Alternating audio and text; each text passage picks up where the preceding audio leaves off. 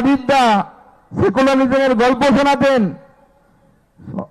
অধীরদাকেই secularism ধাপ্পা দিয়ে দিল পিছন থেকে ধাপ্পা দিয়ে দিল।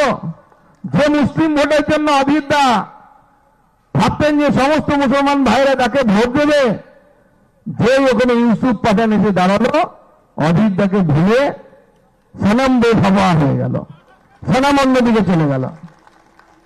অধীরদা বলছে যে বাংলাদেশ একদিন এই মুর্শিদাবাদকে দাবি করতে পারে এটা বৃহত্তর বাংলাদেশের অঙ্গ। কেন অধীরদা এতদিন কেন বোঝেননি? এখন অনেক বয়স হয়ে গেছে, আর কিছু হওয়ার নেই আপনার। আপনি কংগ্রেসে থাকুন এবং সখাত সলিলে ডুবে মরুন, আপনাকে বাঁচানোর জন্য মুর্শিদাবাদের মানুষ এগিয়ে আসবে না। রবিবার বহরমপুরে পরিবর্তন সংকল্প যাত্রা শেষে সভা করেন সুকান্ত মজুমদার। সেই সভা থেকে তৃণমূলকেও নিশানা করেন কেন্দ্রীয় প্রতিমন্ত্রী। আর বিভিন্ন জায়গায় মন্দিরের নামে কালচারাল সেন্টার করব, কোথাও মহাকাল সেন্টার, কোথাও জগন্নাথ সেন্টার। শিলিগুড়িতে গিয়ে মহাকাল সেন্টার করেছেন। দিদি, এটাই আপনার শেষ মন্দির বা সেন্টার, মহাকাল, ওখানেই আপনার কাল হয়ে যাবে, আর আপনাকে এগোতে হবে না। মাননীয় মুখ্যমন্ত্রী ফাইল চুরি করেন। এই ভারতবর্ষে অনেক মুখ্যমন্ত্রী চোর দেখেছি, ফাইল চোর মুখ্যমন্ত্রী আমরা দেখিনি। ফাইল চুরি করে নিয়ে পালালো না উনি ওখান থেকে।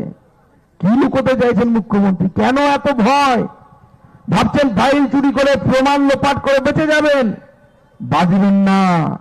আদালতের দরবারে হয়তো বাঁচতে পারেন, জনতার দরবারে বাঁচবে না।